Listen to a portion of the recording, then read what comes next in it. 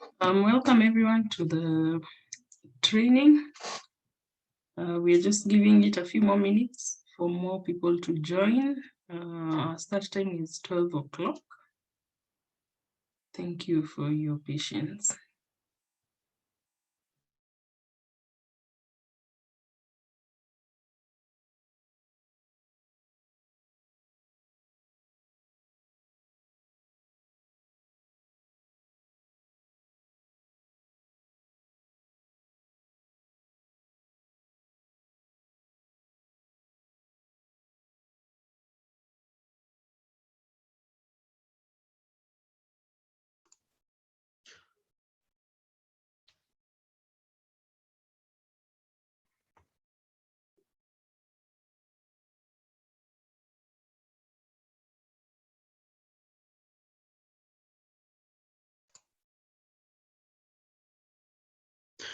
Hello and good afternoon, everyone.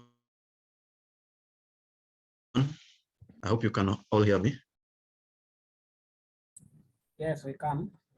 Okay, so my name is Simon Olo from Amotek Africa, and I'll be your host in this webinar. We are hoping other guys will be able to join us even as we continue. So I'm going to do a brief introduction to Amotek Africa.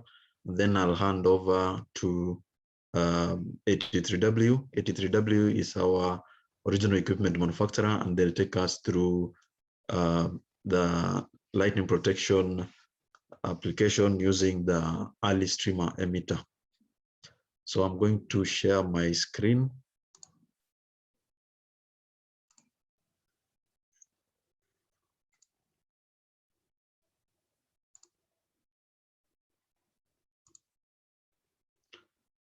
I hope you can all see the presentation.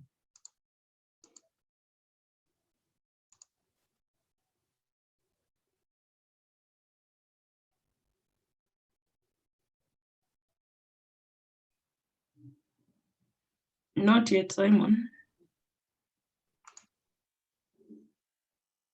There's Catherine Mwangi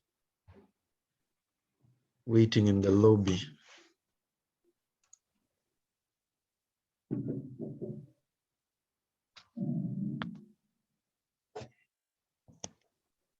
Oh.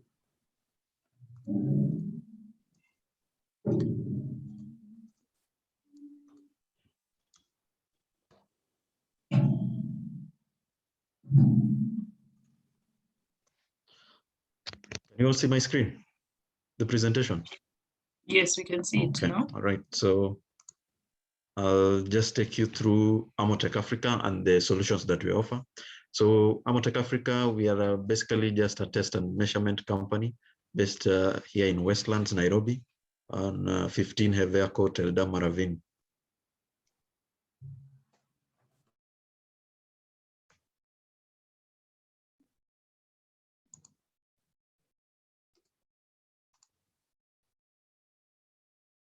Catherine.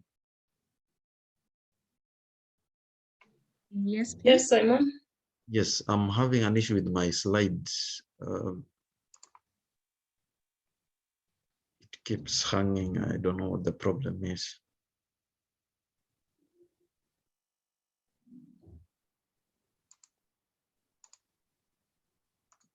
I don't know what the issue is.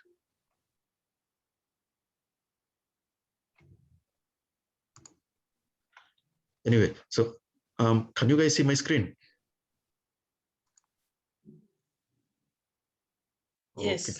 So Amotek Africa, we are the leading test and measurement solution provider in sub-Saharan Africa, having been in the market since establishment in 2012. And through our expertise, we offer tailor-made solutions that are particular and practical, offering maximum value to all our clients. Why you should choose Amotek Africa? It's because we have the technical expertise. Actually, most of our account managers are all engineers, and they are knowledgeable on the fields they deal in, and we understand the African environment. We are readily available whenever you need the equipment from us. We can always organize for a demonstration on how the equipment works. and we also offer continuous training and support to all our clients. Product, we offer service, and we also offer test, calibration as well as repair. And just to take you through some of the brands we deal in, we have Mega for the guys who are in who deal in high voltage. Hope you know Mega very well for the test equipment used for transformers, circuit breakers, and the likes. And then we have Aplicación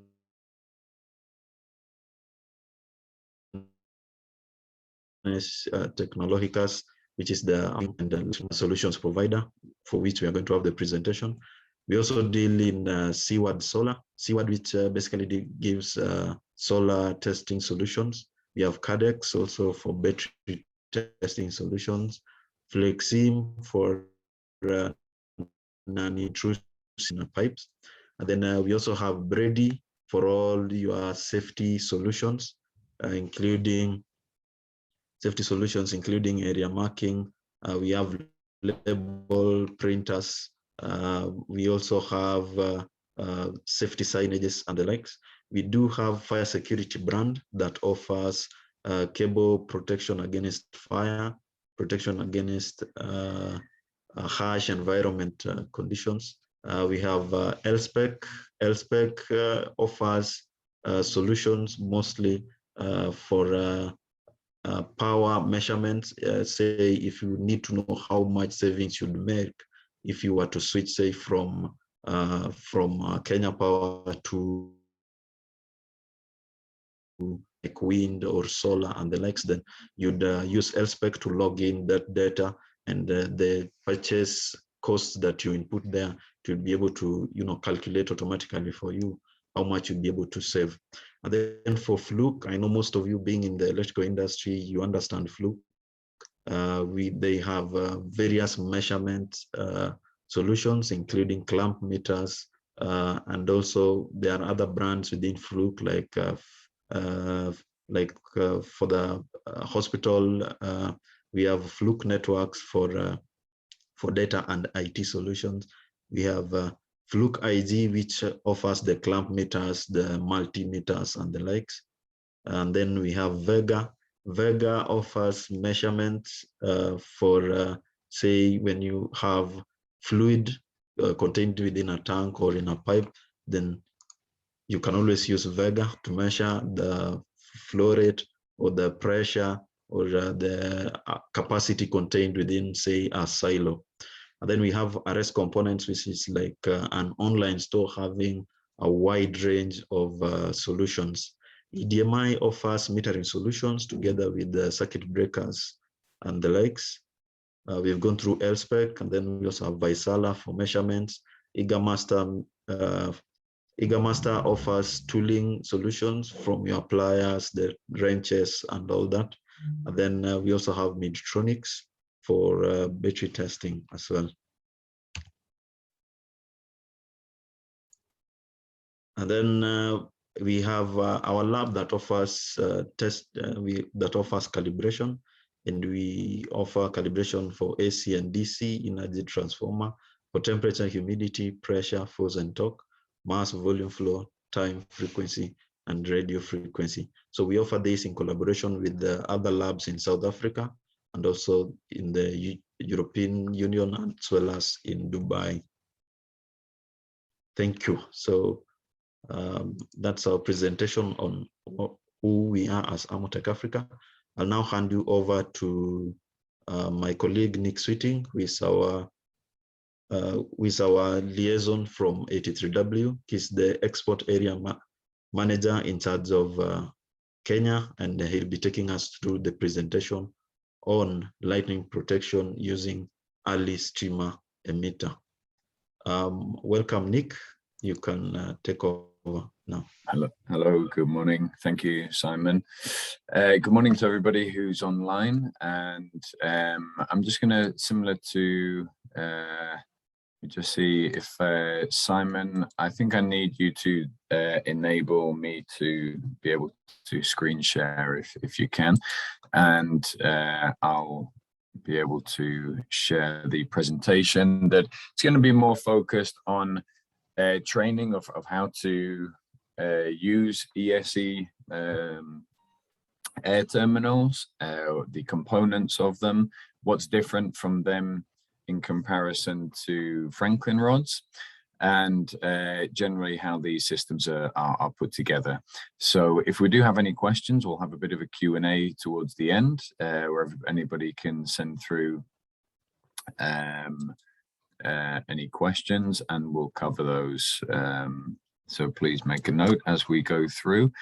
And first of all, we're just gonna, if I share my screen now, we're just gonna run through a quick presentation just on ourselves as the company manufacturer of lightning and earthing products in general. So ourselves, I mean, we've been around for just over 35 years now, since back in 1986, based in Valencia in Spain, which is headquarters and where we actually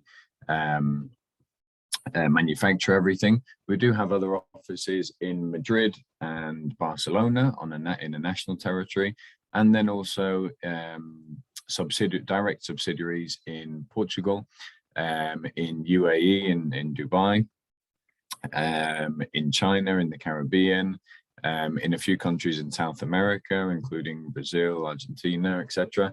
And then aside from that, we work primarily through distributors such as our partners such as Amotek.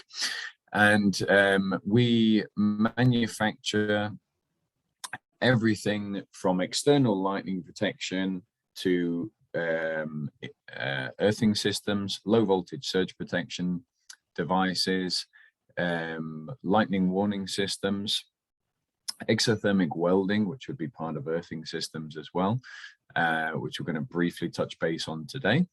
And last but not least, smart solutions, which is incorporating a remote monitoring into lightning protection and earthing as well. So remote monitoring of lightning protection systems and earthing systems, which is quite an interesting new development.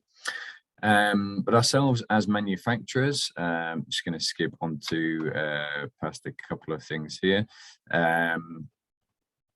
I mean, ourselves, we have about just over 20% of our personnel dedicated to research and development, which in turn is actually well over 12% of our annual turnover is reinvested back into R&D. And what we focus on, aside from quality in the products, is developing solutions that are technologically advanced and very different from any other competitors on the market. Similar to with what we're looking at here now, we are with the ESE air terminals, we go further than anybody else with the testing and certification, and particularly with the remote monitoring versions, etc. Something that we'll take a brief look at.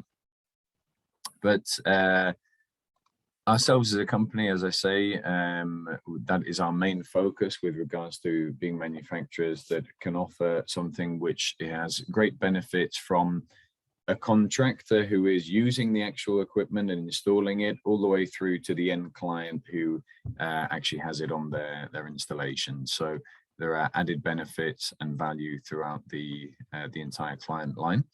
We're going to jump straight into the presentation and the training, which is just looking at the very start of the concept of what lightning is and how it is formed. First of all, we want to take a look at around the world, no matter where we are, whether it's here in Spain or in any part of the African continent, over in the United States, Australia, etc. There is a wide presence of lightning density, which is always something to consider with regards to external lightning protection, adequate earthing, and internal protection in terms of transient surge protection as well.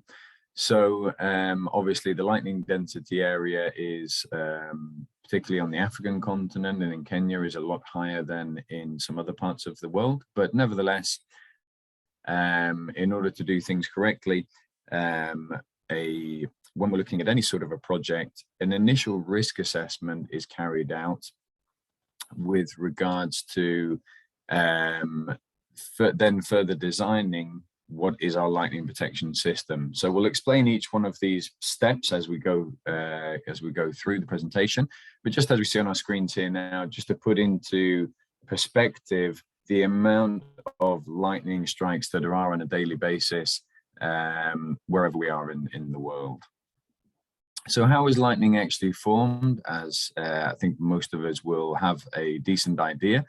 But the lightning is something which is formed through the buildup of difference in potential between the cloud and ground, the clouds and ground, or the clouds and the top of our building, for example, where that difference in potential creates a buildup of electrostatic energy, and then there's an intensification of that electrostatic energy between the cloud and ground, which gives way to what is called a downward leader, which is basically the lightning bolt that comes down to earth.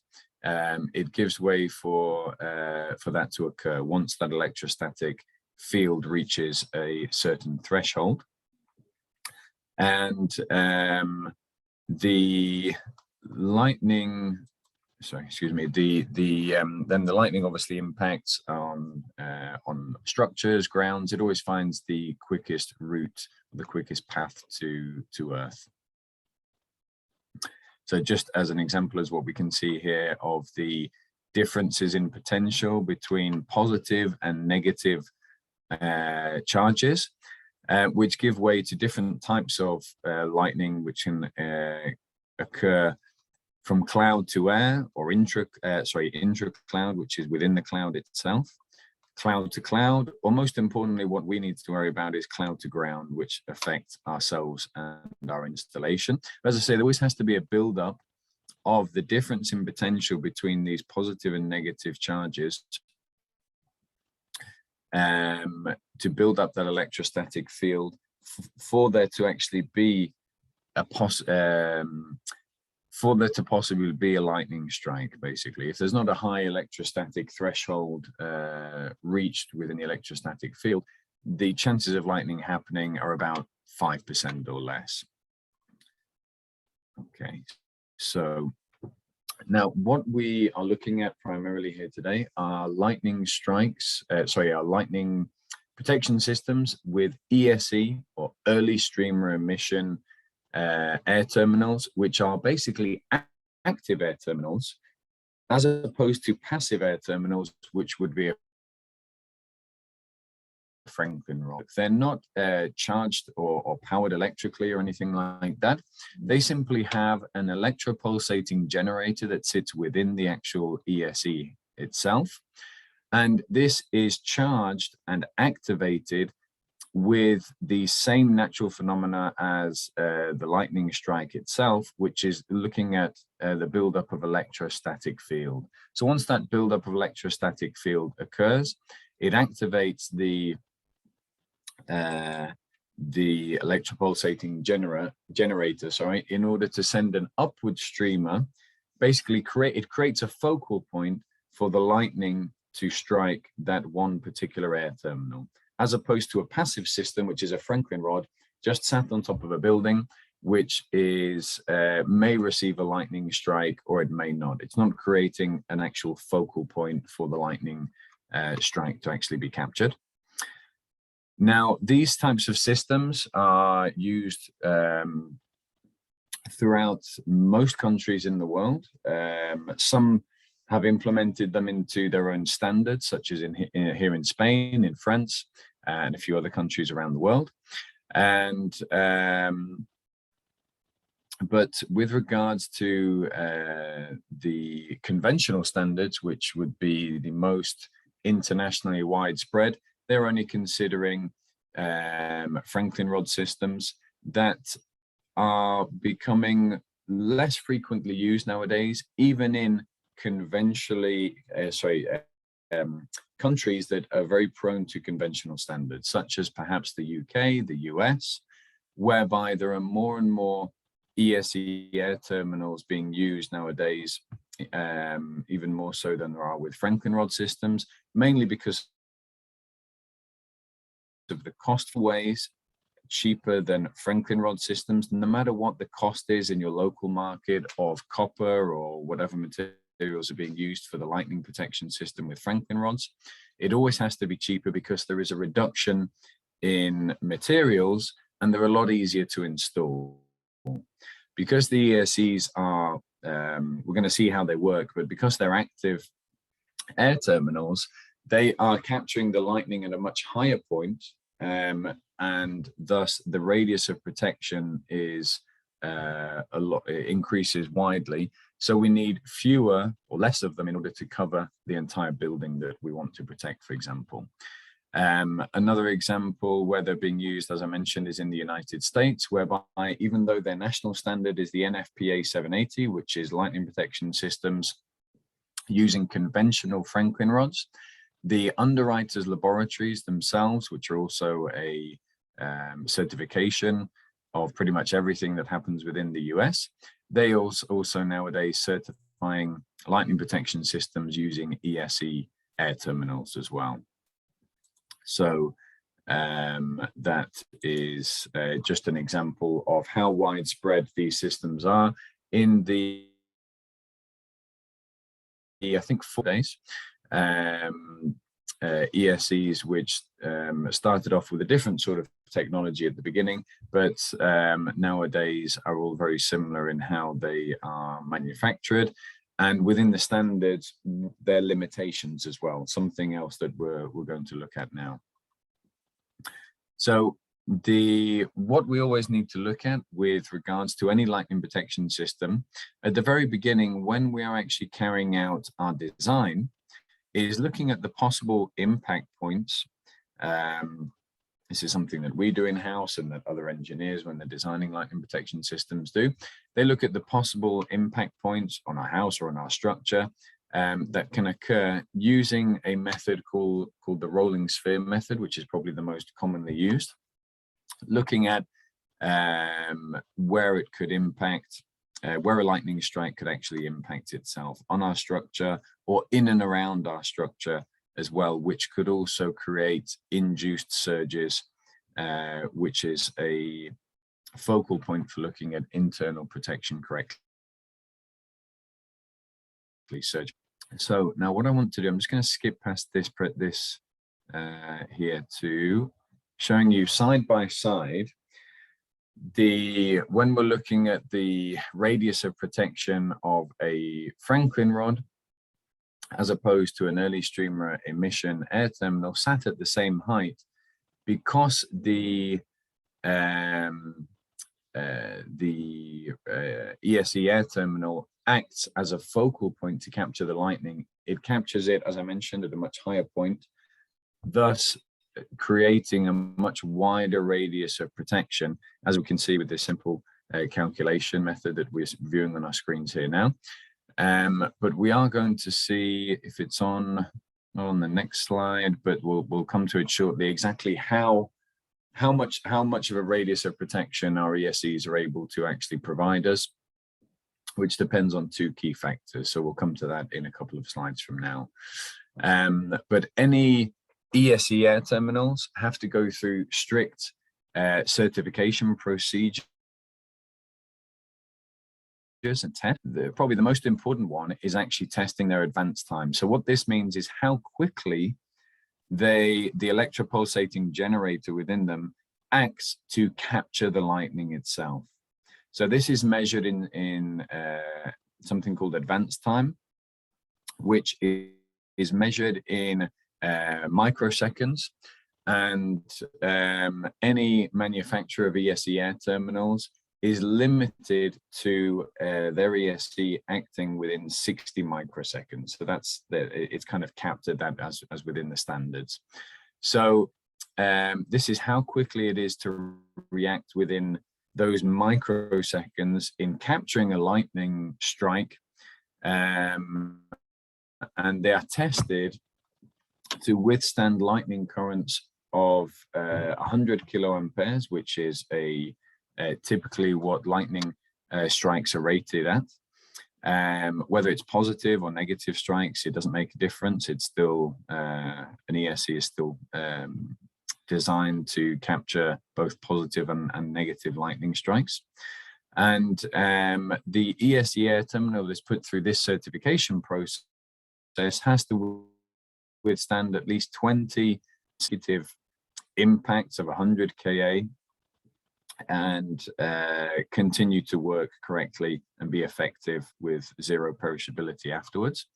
There are other certification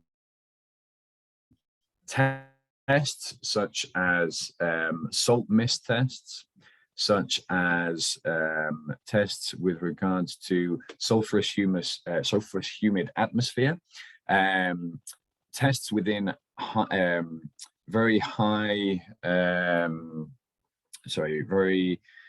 high rain atmospheres. So it's very important to carry out those sort of tests as well, because, for example, the way ESEs work is that they have to be an isolated air terminal, which the way it actually works, if I just better explaining, if I just go back to here, the way the lightning strike actually is captured by the ESE is that it will run down the external armature of the body of the ESE and jump over a gap at the very base of it, and then run down the mast or the down conductor or whatever. Now, between the base of an ESE and the underside of it, there should be no connection whatsoever. So when there are harsh rain conditions, for when an ESE is not designed correctly, sometimes there can be a short circuit that will occur through rain connecting this part with the underneath part of the actual ESE itself. So that's why further testing is in heavy rain conditions is also recommended, something that we do ourselves as well. But the most important test, it being the advanced time, is there in order to calculate what sort of a radius of protection we're able to achieve using a particular model of an ESE. Now, putting aside the calculation that we're seeing on our screens here now, what we need to do is look at two main factors. The lightning protection level that we have for our project, which will be a level 1, 2, 3, or 4. Now, this is determined through carrying out a risk assessment. A risk assessment is done with software. For example, we have an in-house software called CD Risk, which basically you enter all of the information, such as the structural dimensions, the heights, etc., of the building we want to protect, and then all of the risk factors, such as loss of human life, loss of services, loss of cultural heritage, and various other factors that have to be looked at with regards to a risk assessment. And at the end of it, it will tell you that there is a requirement for a protection level 1, 2, 3, or 4, with the most restrictive being level 1. Okay, so if we take let's just go to level 1, we can see on our screens here now. And the other key factor of looking at the radius of protection that we're able to achieve is the height at which our ESE is placed.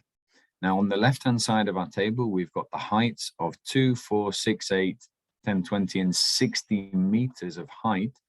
That is a difference of height between, if we go to this image here that I'm pointing on my cursor, the difference of height between the tip of our ESE and the highest point of our building, that is the height that we're calculating here. So that difference in height is what we're referencing here, 2, 4, 6 meters, etc. So if we're able to achieve a clearance of 6 meters between the highest point of our building and the tip of our ESE, we would be able to maximize the radius of protection that we can get from our particular model of ESE. And the reason why we do that, because as we can see highlighted on our screens here, the height of 6 meters, pretty much if we go below or above, if we go below that, we're greatly reducing the radius of protection. But if we go above it, we're increasing it either by very little or nothing at all. That's why 6 meters is kind of a key height. 5 or 6 meters is where we would aim to be at. Or as per the standard, there needs to be a minimum separation distance of at least of at least 2 meters. Okay, but ideally if we can be 6 meters above, that would be ideal. It just depends on the aesthetics of the building. If the owner or the architect wants there to be such a high mast possibly visible on the top of the building. If not, we're reduced to what we're able to do through the requirements by the client or the consultant, architect, etc. So further to the height and the protection level, we're at protection level 1, and we've achieved a separation distance of 6 meters clearance. Then we need to look at what model of ESE from the manufacturer that we're actually going to use. So ourselves as the manufacturer, we manufacture 4 models, which are rated with their advanced time as being 15, 30, 45, or 60 microseconds, which 60 microseconds, as I mentioned previously, is where the standard limits any manufacturer of ESE to that maximum of 60 microseconds. So if we go to our height and the model AT1560, which is the ESE model itself, we will achieve a maximum radius of 79 meters to cover our building. If we go to a lower model, we will cover less. The only reason for choosing a lower model to cover less is if we have a smaller building and we want to reduce in costs. Obviously, a lower model will be slightly cheaper. And the same if we go from lightning protection level 1 all the way over to lightning protection level 4, which is the least restrictive, which will be determined only by our carrying out of a risk assessment. And we take the same clearance of 6 meters and the same model of ESE, we get a radius of 107 meters. As I say, that'll be reduced when we're looking at the particular models itself. So that is how they're determined. It's not possible for a client or for anybody to determine that they want to purchase or use an ESE, which would be the 60 model, for example, and achieve a radius of 107 meters. It's not possible because it's restricted by carrying out a risk assessment which determines what level of protection is required. Apologies. And then also at which height we're able to place the ESE at, that clearance. So those are the 2 most important factors when determining what sort of a radius of protection we will actually get out of our ESE air terminal. So what I just mentioned before that was the risk software that we use. So it's very important to carry out this risk assessment, which, as I mentioned, all of the factors that go into the type of structure, what it's made out of. It considers everything from the electricity supply, whether it's under or overhead or underground cabling, the risk of loss of human life and all the other risks. And it will also consider and allow us to select from a map with regards to the lightning density of the area in which our site or our installation is going to a map which will come up through the risk assessment software of Kenya. I'll be able to then select pinpoint on that map exactly where the project is taking place, because the lightning density level in the south of the country will be different from that in the north or in the east, for example.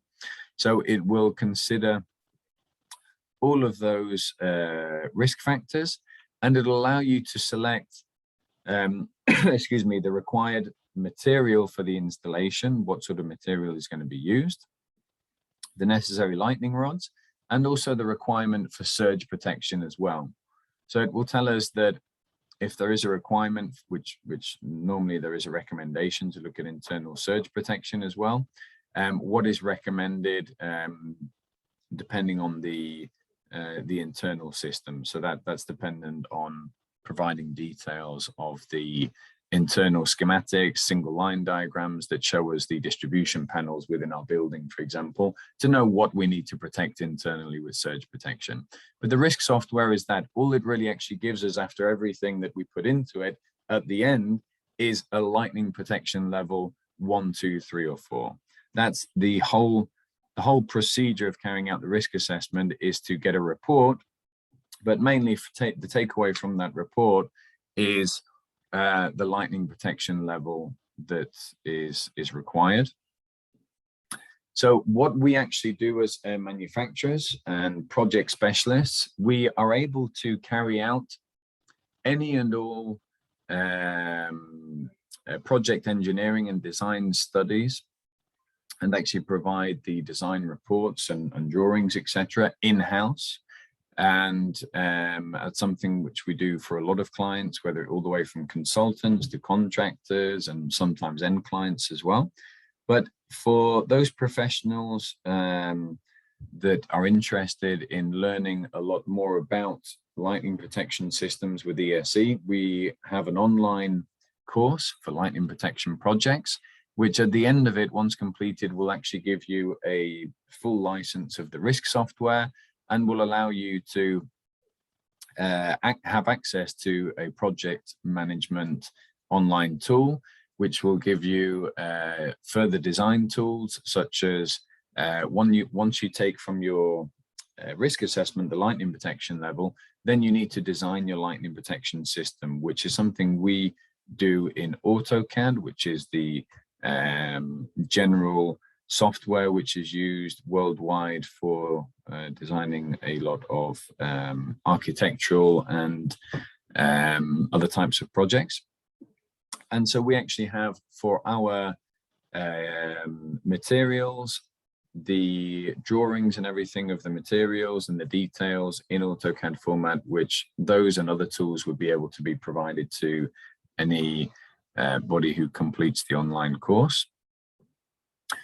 So once we, going back now to looking at the design, once we have our risk assessment carried out, excuse me, we then need to look at how we're going to design our lightning protection system. So in order to do that, we're not going to have, hopefully we'll have more than just a simple basic 3D structure here. We would have actual site plans, even if they are in 2D, two-dimensional, where we're going to be able to see the dimensions and, very importantly, the heights of everything, all of the buildings, and if there are any, there's a water tank or a tower or an antenna or something, we need to see all of that information, because we need to go, as I said, at least 2 meters above the highest point or highest surface that we want to protect. It's no good having an antenna that sits above our ESE, because it's not going to be within the radius of protection if so. But assuming that we are able to go to the highest points, we have all of that information, we would start from that highest point and work downwards, ensuring that the radius of protection, dependent on the height at which we're at,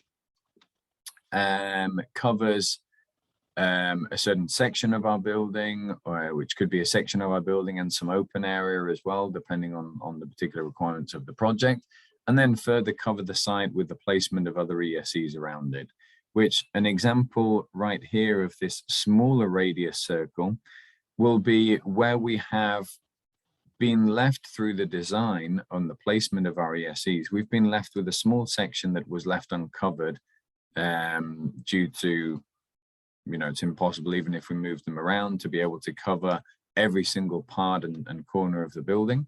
Therefore, we would look at simply placing a lower model of our ESE on this particular point, which will still cover a smaller radius of protection, but is enough to cover that gap that we're left with. So that is the basic process of the placement of the ESEs around our sites to ensure the coverage. We're using the radius of protection as we've previously mentioned. So ourselves as manufacturers, we have a couple of different versions of the ESE, which our brand is the DAT controller itself. Now, all of our ESEs go a step further with regards to the certification processes that we mentioned before. And we are actually the only manufacturers that have an official certification for use in explosive environments, which is a great show of the dedication to certification and quality that we put into the ESEs itself. And the particular model we're looking at here is the remote version, which is basically a remote monitored version of the ESE, which gives us the information of the status that it is always correctly working. The reason why that is beneficial is because there are within the standards 3 factors that need to be considered to test our ESEs itself. One of those is, as per the standard, if there has been no lightning strikes, no activity or anything, once every 2 years minimum, they should be tested.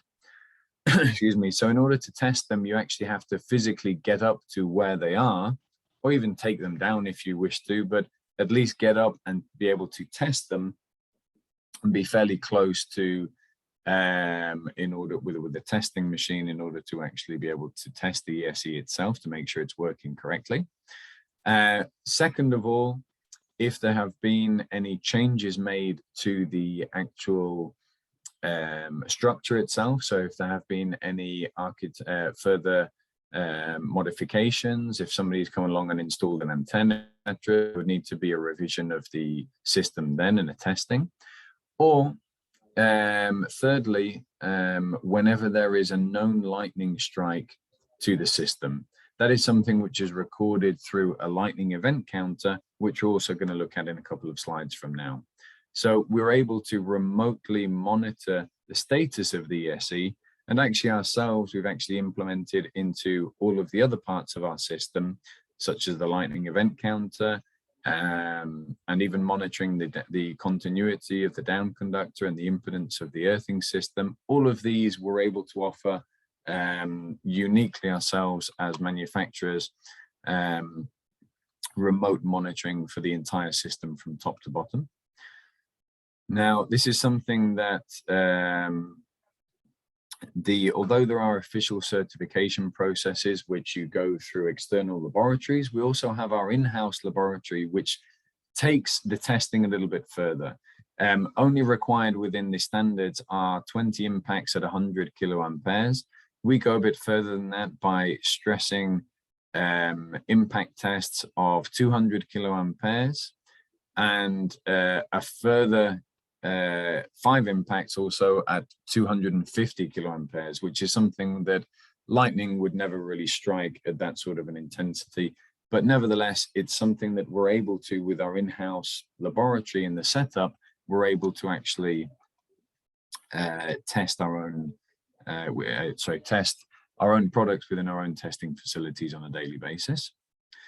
So, and then with regards to what I mentioned before on insulation from rain in heavy rain conditions, it's very important to have an official test also carried out with a third-party laboratory that is guaranteed to correct functioning, correct working conditions, certified for insulation well above 95%, in very harsh rain conditions, which guarantees the correct performance of the device. This is something which is very important and should always be required from your manufacturer.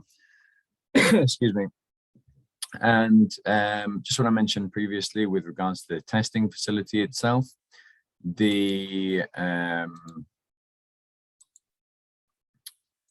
testing of the ESE is something which the remote monitored version comes with its own communication and uses the local GSM network in order to send the information through to ourselves as the user, which we can then view on a web portal. For example, we can log in with our private username and password, or we can receive the information on any other internet connected device, or it could also work through a local radio frequency network, you know, grouping together the information of several devices as well. But normally it's a lot easier, particularly for a client who's got different facilities, different installations as a company, to view all of those in one place, which the web portal would be key for that sort of viewing. So it's just showing us sort of how it works. Now, we've just been covering the air terminals itself. So the air terminals, how they're actually installed is any air terminal has to actually be installed on our facility with a certain type of mast and adapting pieces, clamps, clips, etc. So the first part of that is to actually take our ESE and an adapting piece which adapts to connect to a mast, which, as we're seeing here, is a typical mast that would be used to be clamped to the facade of a building, etc. So these adapting pieces are always required in order to adapt to a particular mast. Now, the masts themselves are, we're going to look at in a moment, but if we take just our normal standard galvanized or stainless steel mast, which would be 6 meters, 8 meters in height, or maybe just 2 meters in height, depending on the installation requirements, we're able to then take our supports in order to adapt our installation to the particular requirements for bolting on or attaching to our surface, which could be to our facade or to brick walls, for example. It could be to also a steel structure, which there are some other supports which could be directly welded or bolted onto a steel structure. It could be onto a type of handrail system, as we see here. We've got extended clamps which bring the mast out further in order to cover an overhanging roof. There are also other masts which allow us to carry out a installation on a flat roof, and then also looking at anchoring to lampposts, to telecoms towers, whatever it might be. Wherever there's a requirement, there's always an accessory that would allow us to achieve correct installation.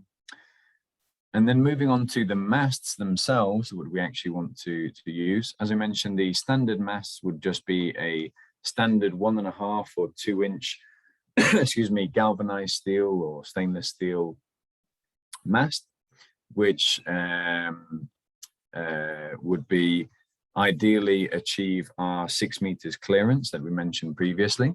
But sometimes we might need to, if we go to, for example, if we can see here in this image on our screens where we've got a flat roof, for example, we might need to go a little higher in order to achieve our 6 meters clearance. Now, a reason for doing that might be that if we can't see in our photo here in the image, but there might be an air conditioning unit or some HVAC units or something which might be 5 meters in height, which they often are on top of roofs. Now, in order to clear that, we can either use the actual HVAC units, if it's possible to install on top of those, etc., or we could use a trestle tower, which simply elevates our mast, our normal mast that we're using with the ESE on top of it, and then that would be supported normally through wind braces or guy wires, etc. So that's in order to achieve a much higher clearance in height wherever required. And then we could also look at installing the ESEs on freestanding masts or self-supported towers, which freestanding mast would be a type of lamppost type mast. Freestanding self-supported towers, a type of trestle tower as well, but both of these have a concrete base foundation that require a excavation of a foundation to be laid. Just a small, maybe 1 meter by 1 meter, you know, sort of 1 meter depth at the most, depending on the height of the actual mast. but these allow us to go anywhere up to 40 meters in height, and they allow us to install our ESEs, take them away from our building or our structures and install them in the middle of an open area, what to do with Franklin rods, or it would allow us to cover the structures and with regard to particular requirements for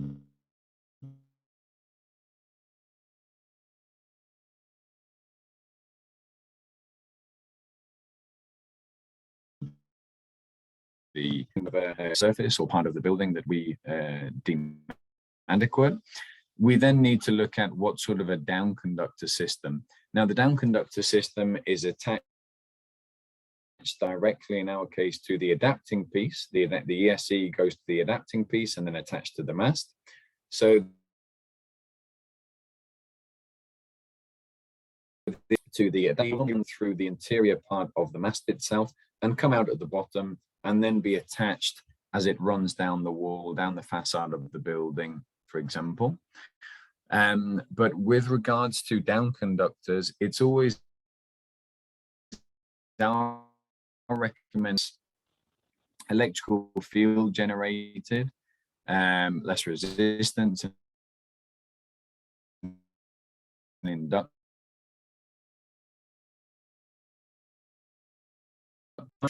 which obviously lightning strikes would be, run down the external part, the external surface of our down conductor. Therefore, if I have a cable and a tape of exactly the same section, the tape will always be more beneficial because there is more surface area to use, therefore being a much better down conductor. Now, they could be anything from pure copper to tin plated copper, even copper bond steel, for example, which is not as malleable and perhaps better used in earthing, but nevertheless could be, all the way through to galvanized steel and even aluminium as well, not seen here on our screens. And then if we do need to use cable, obviously anything from 70 square mil cable upwards, but usually 70 up to 95 square mil cable for down conductors. You would not normally see them go above that. Typically 50 square millimeters would be ideal and would be enough. And it's possible to use, for example, aluminium as a down conductor. It's very malleable and will work well. But when we get to our earthing part, we would not be able to use aluminium because of the corrosive part of it, or we would need to then switch using bimetallic conductors to copper, to copper bonded steel tape, cables, copper cables, etc. for the earthing part. But for the down conductor, it's not a problem. Now, those down conductors will be attached along from where the ESE is placed. They will be attached to every meter or so to our to our structure, which could be the wall, it could be running down a pipe, it could be running down a certain horizontal trajectory of our metal sandwich roof, for example, running down the column of a beam.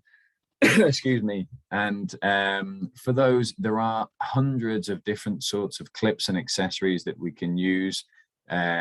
These types of cone roof holders, which create a separation. It doesn't make sure it's not sitting on the roof.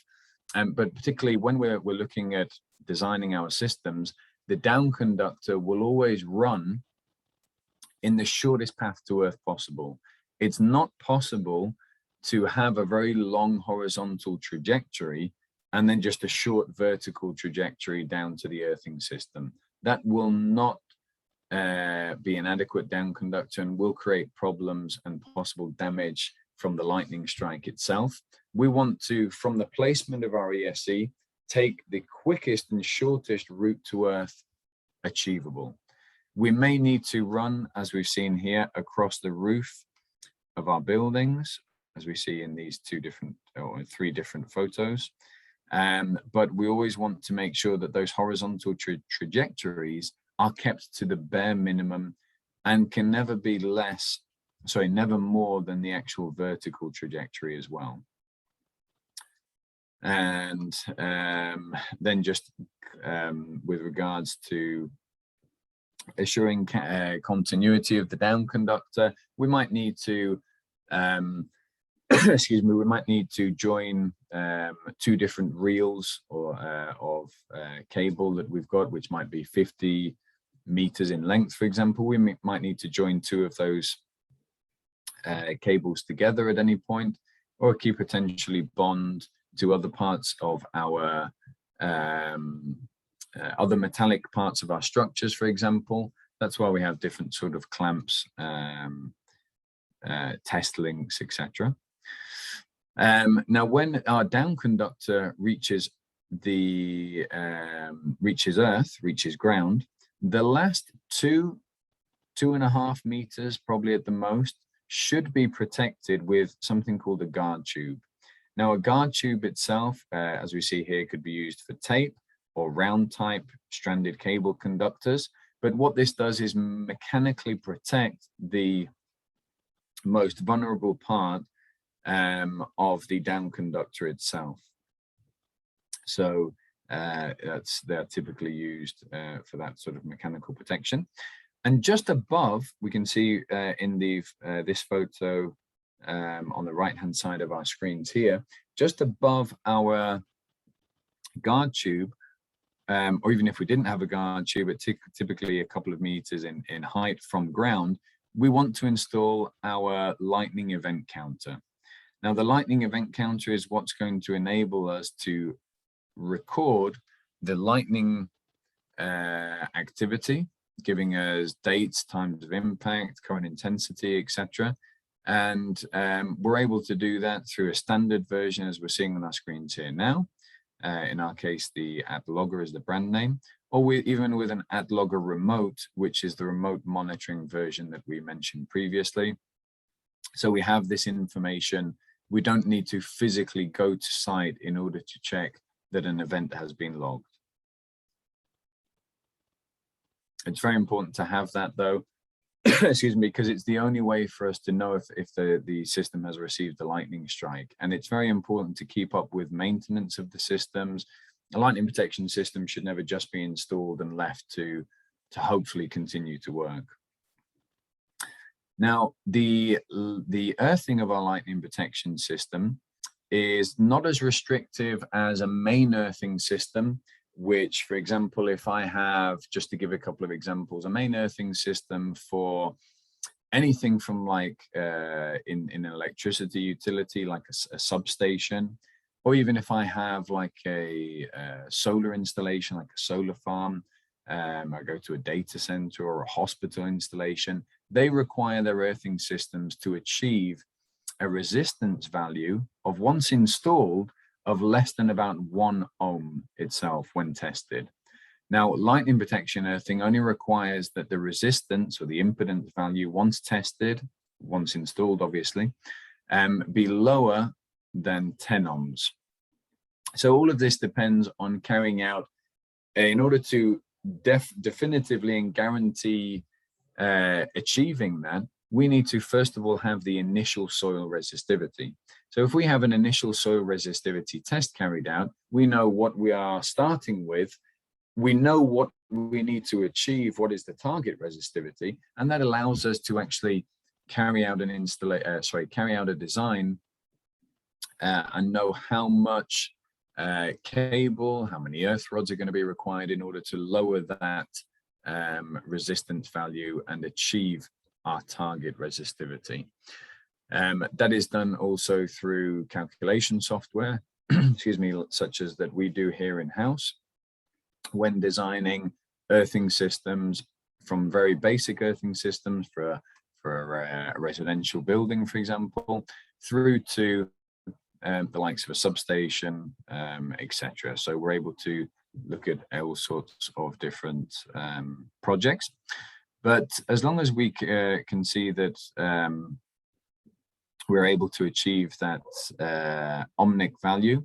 And normally the basic setup, something that we're going to see an image in a couple of slides from now, is with the conductive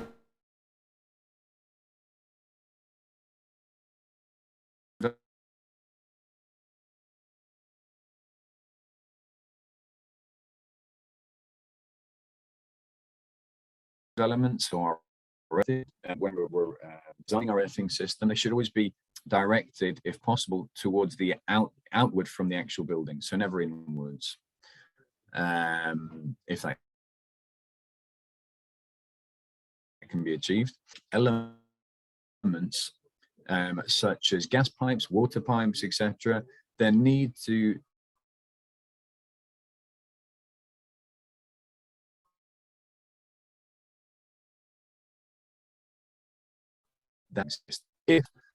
if a safety distance cannot be respected. So it would not be required to equipotentially bond these types of pipes, other earthing systems, etc., to our lightning protection system if the separation distance for safety meets the minimum of 5 meters in separation. One query, just in case it's slipped into anybody's mind, is our lightning protection earthing system always has to be separate to our main earthing. If I have an earth ring running around my building, I cannot use that for my lightning protection.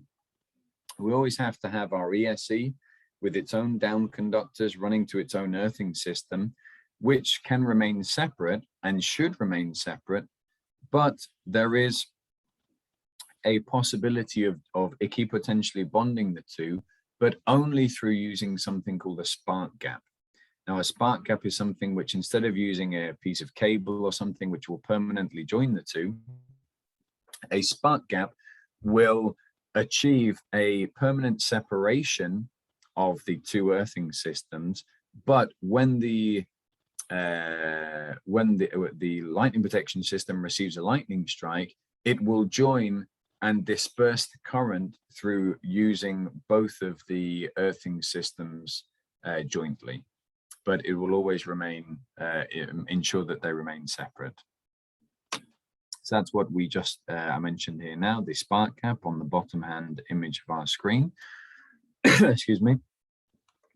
So on our earthing, typically what will be used will be these an earth bit, which will join together our earth rods, and our down conductor will come to a bonding bar which sits in our earth pit, because the down conductor, which needs to be disconnected from this bonding bar when we want to carry out our testing of our earthing system, just of the earthing system for the down conductor of that ESE, which, in case we didn't mention it before, one ESE requires 2 separate down conductors, if possible running down 2 separate facades of the building, or at least with a minimum separation distance of 2, if possible 5 meters would be more adequate, but always running down to their own individual earth pits,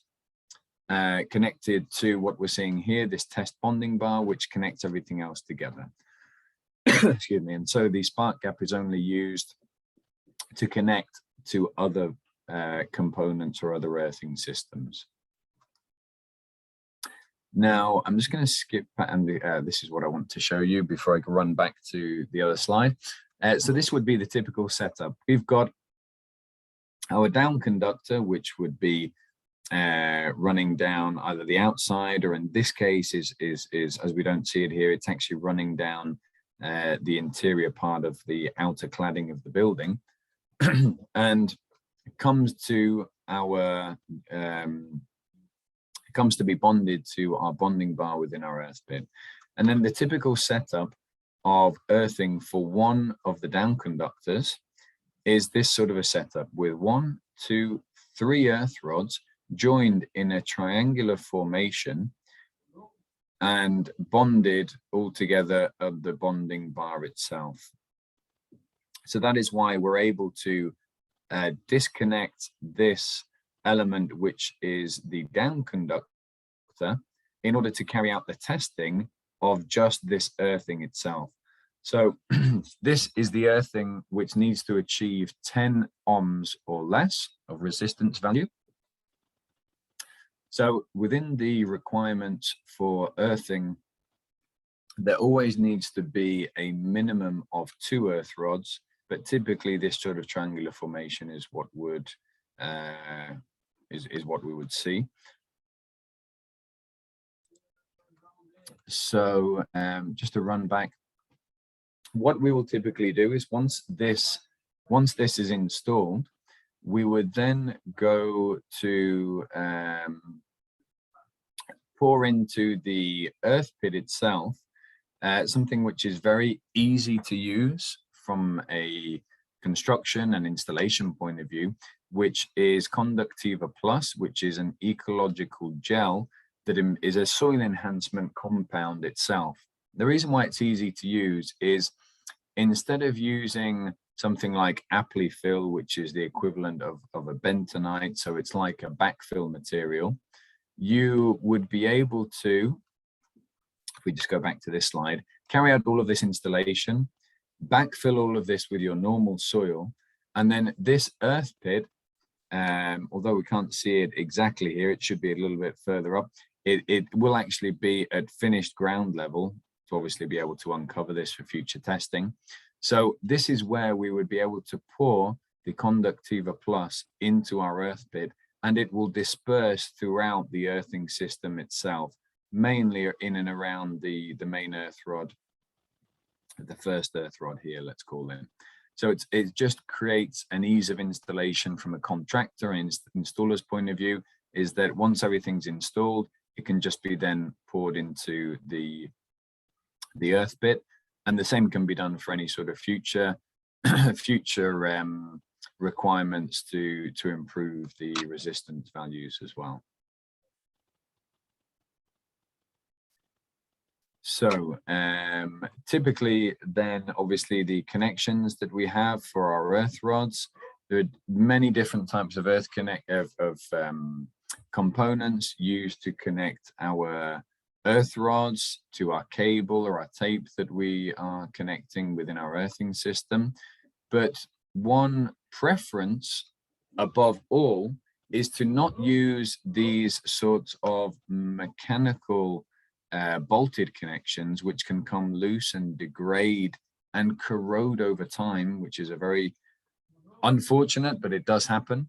In order to avoid that, we can actually go to using exothermic welding, which we mentioned at the very start of this webinar. Exothermic welding is the best choice for earthing connections, particularly even buried connections that you do not want to have to come back and dig up, because it's a permanent, irreversible molecular bond of the actual conductors that we're joining together. So in this case, we're joining it. We can see here a cable has been joined to an earth rod, and we can see it's actually not just a mechanical clamp. It's something which actually welds and melts and bonds the components together. So it's a lot easier to use and a lot more versatile. So that's pretty much it from top to bottom with regards to the initial steps. As I say, very important to look at carrying out a risk assessment. From that risk assessment, we're able to then correctly design our lightning protection system, and then look at the hundreds of different components that we're able to use with regards to putting together our lightning protection system. But very important to stress for those of you who are not familiar with ESE air terminal systems or lightning protection systems, is that they will always be cheaper, more effective and easier to install than Franklin rod systems because of the reduction in material and the ease of installation. As long as we're looking at a comparison between an ESE system and a Franklin rod system that has been correctly designed, with the correct amount of Franklin rods, with the correct separation distance between down conductors of 10 or 15 meters, etc. All of that material that needs to go into it and all of that installation time adds up to at least three times or often more than the actual overall cost of an ESE system. And obviously we're looking at pushing into the projects, the technological advances that the ESE systems bring with it as well. So I want to thank everybody for being able to be online today. As I say, this is just really not an in-depth look, but an introduction to the training of how to put together these sorts of systems. Excuse me, but as we mentioned on one of the slides, we have our own online course that we're able to look at offering anybody. That's on our projects portal. So instead of just looking at at3w.com, go to at3w-projects.com, and you'll be able to look at registering as a professional and registering your interest for looking at the online course as well.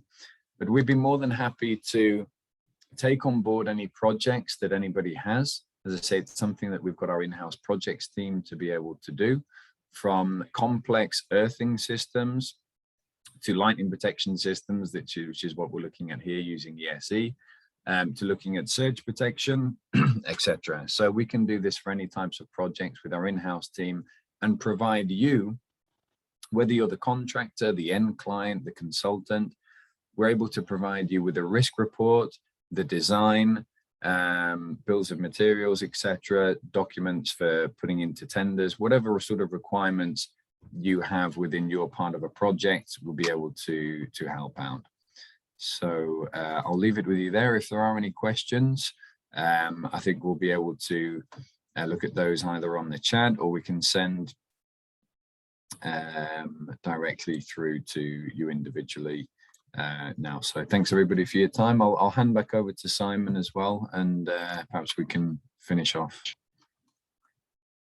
All right. Thank you so much, Nick, for that exhaustive presentation. You've been able to take us through the ESE air terminal, the support structure, the down conductors, the lightning event counter, together all the way to the earthing. So yeah. I don't know if, yes, I don't know if anyone has any questions to field. And also, as the questions come in, just to give you a context of the savings, on how much savings you can make. There's a project that we are just finishing up on here in industrial area, and the client has installed more than 80 lightning, the Franklin rods, the typical 3-pointed star air terminals. And they have, each point has got one down conductor all the way to the ground. And it's only now that when we did the presentation of this ESE air terminal that they realized that, for all those 80 points, they would have done like, I would say on the higher side, it would not be more than 10 points. And right now we were working on testing and verification for all these points. And for each point, there's a charge for each point, each of all those 80 points. And if you compare, testing 80 points to comparing to rather testing 10 points, you can see that the difference is quite huge. We have a difference of up to 8. So if you have, like, let's say 10 shillings, on the other side, you'd have 800 shillings. So yeah, that's a huge saving that. Yeah, it depends on the project. That's a good example, Simon. But yeah, even ourselves, we have a project now of a university campus, which is, not all projects are going to be like this, but you can imagine there are, I think, maybe 12 buildings in total of different sizes. Now, if you put you design a Franklin rod system, you have to do it for each one of those buildings separately. And the cost is astronomical. If it's done correctly, the installation material is really high. Whereas with the ESEs, we were able to cover it with, I think, 11 or 12 ESEs because of the radius of protection. So I think the difference in price was like it was more than 10 times, if not more. And it was quite surprising for both the consultants and clients as well, where it's not always going to be that sort of a saving. It's going to be always at least a third of the cost or less. But definitely it's easier to install. And when you're coming to the maintenance side of things, you've got the reduction in maintenance, or if you wanted to, I think even looking at for particular projects, the remote monitored versions, where the initial budget will allow it, and factor in the future spending that you would require for testing. Sometimes the remote monitored versions are also a good option for particular projects as well. Okay, yeah.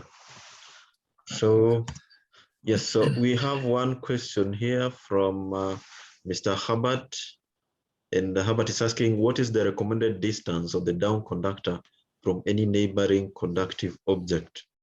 Are you assured of protection for the neighboring conductive materials, or it's better to have them bonded to the down material? It's better to always potentially bond every other conductive metallic objects. So if I've got, for example, I mean, definitely, I think it's without question, if I've got on my roof, I've got some antennas, like a television antenna or some sort of telecommunications antenna or something, that we should bond directly. And then moving further down, there might be other metallic elements, which it's always better to potentially bond just to ensure. But it's going to depend if they are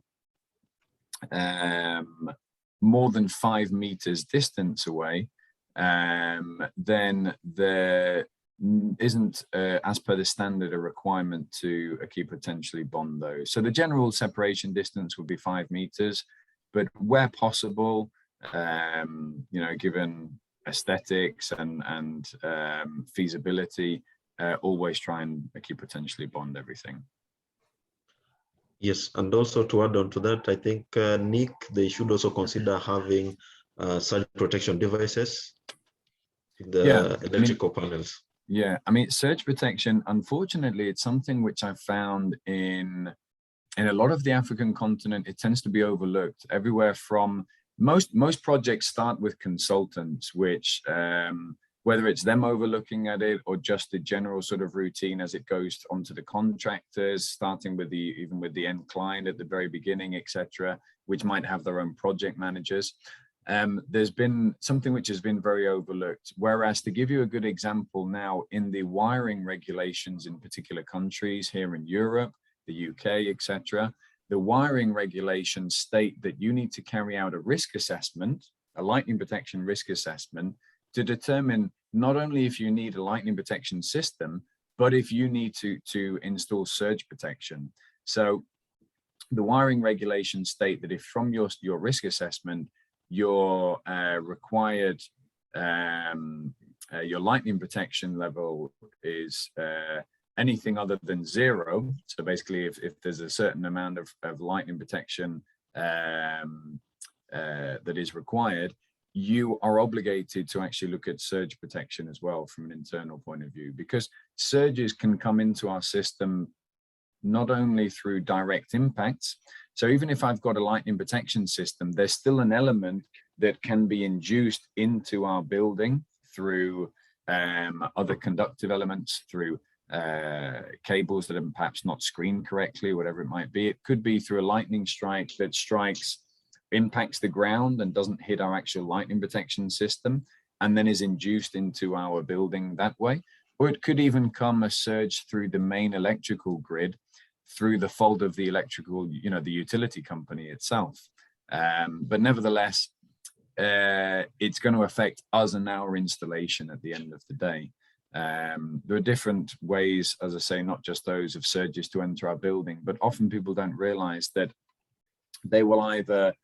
they can actually directly blow out an entire server room, for example. I've seen it in banks in most recently in Nigeria, for example, where obviously that sort of a cost is quite high. or it could just be slowly degrading electronical components slowly over time, which is going to be a cost at the end of the day. So although lightning protection and surge protection is an insurance policy that hopefully is there and just if it needs to be, but if it's not there, the cost of damages can be very high. Okay, all right. Perfect. There's another question. What is the no? That's the same question. So I hope, Herbert, your question has been well answered. I think there's another question coming through. I think it's Herbert as well. Would you recommend the use of isolation transformers, especially for induced surges? Excuse me. Yeah, I mean, definitely. I think there's elements to using those particularly, and I mean, they're kind of two separate things, really. Obviously, with regards to looking at that, I mean, a lot of the times even would be sort of power monitoring and regulators that can be used with regards to regulating surges, etc., that come into our building. But always surge protection should be always looked at and correctly coordinated, and step surge protection from our main panels through to all the way through to our second or third panels, which is something which is often overlooked and sometimes not designed correctly. Sometimes you'll see the same surge protector device throughout the entire installation, whether it's a main distribution panel or a secondary panel at the very end of the installation, which is one common mistake. But when you say, Herbert, your particular question, maybe you can elaborate a bit further with regards to isolation transform. Are you talking about for a particular type of installation, or I don't know if you can perhaps elaborate a bit further? Catherine, maybe you could unmute his mic.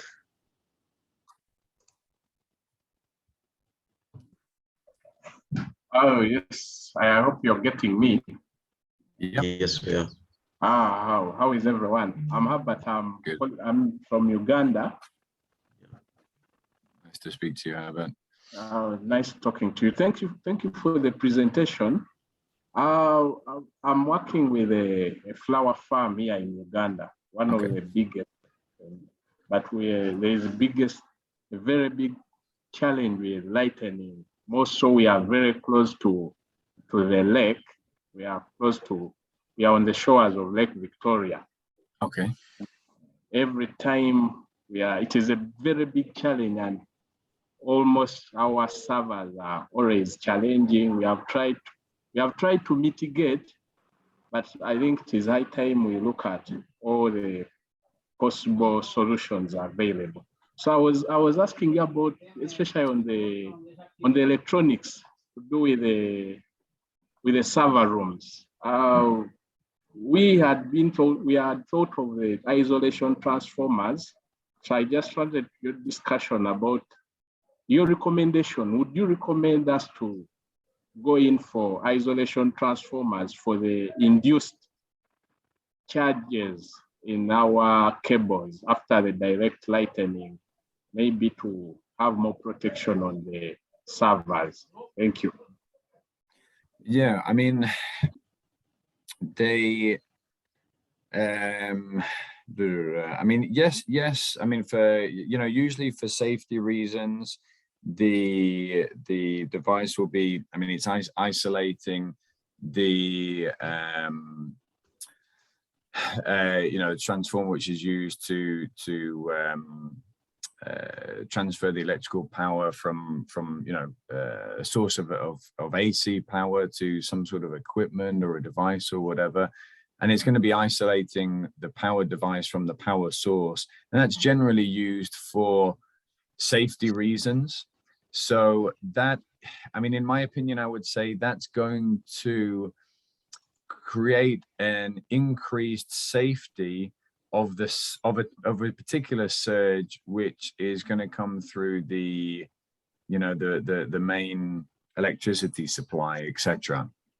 Whether it's from the electrical grid or from a generator or something, it's not going to cover every single part of a possible surge, because a surge could come up even through a ground potential rise and could come up through the earthing system of the building, for example, or it could come through a direct lightning strike that is induced through a cable or whatever it might be. So I think it is something to look at.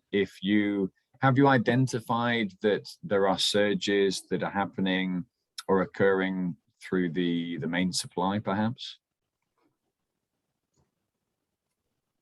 Oh, yes, at times there are surges coming in from the supply, from the utility supplier. Yep. So maybe it will be an option to look at.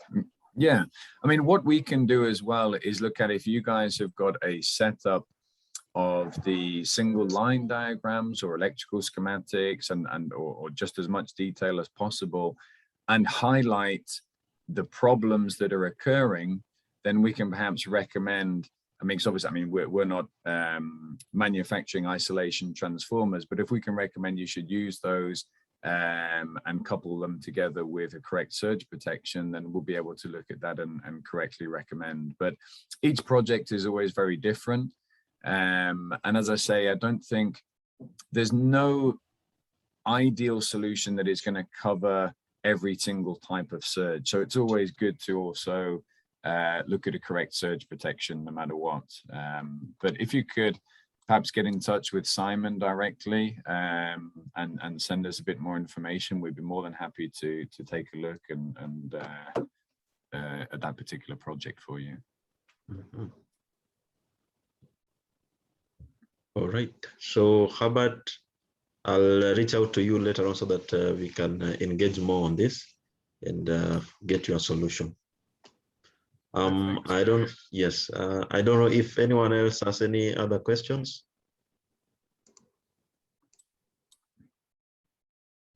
Well, even if not now, then even afterwards, you know, once we can perhaps reach out to anybody who's been online today just to get a bit of feedback as well. And yes. You know, if anybody thinks of anything, by all means, it's what we're here for. As I say, although manufacturers, but we've got along with the local support of Simon and everybody at Amotek, we've also got our in-house project team and technical specialists. So anything that comes through, I'm sure we can help you out. All right. So I'd like to thank you all for attending the webinar. You can still send us any queries you may have about the projects, rather the products. And for further information, just log on to at3w.com/en, and you'll be able to get more information on the products. With that, yes, our marketing team will be reaching out to you about the merchandise that we promised, and I hope you sent us your email address to which we can contact you for further information. You can also share with us your telephone contacts, and we'll reach out to you for more information. With that, I'll hand over to our marketing team for the closing remarks. Thank you, everyone. Thank you, Simon. And thank you, Nick, for that very detailed presentation. Thanks to you. Thank you, everyone, for making time to attend the session. I hope it was useful to you. And as Simon has said, we will be in touch. I believe we have all your emails that you shared upon registration. We will send the recording, a link to the recording, this recording, for reference in case you missed on something. And of course, you have Simon's details in case you have any further questions in regards to the solution. And just to point out, Catherine, sorry to interrupt you, but we'll probably be, we will be setting up other webinars directly with Amotek locally, but also on our website. check out on a monthly basis, there are various different webinars, which particularly even if people are interested, like on surge protection, we've mentioned here, there's a possibility to join a webinar for a more in-depth look at surge protection. One looking at the lightning warning systems, the exothermic welding, etc. So there are various different ones that we do on a monthly basis.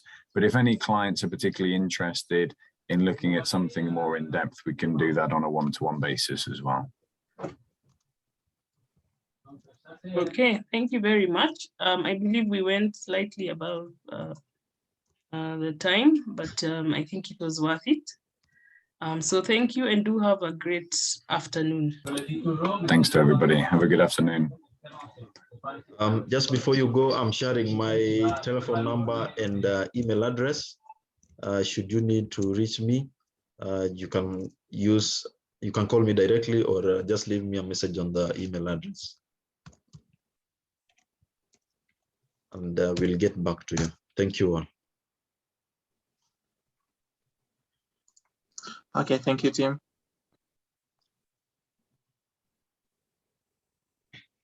All right. Thank you and bye.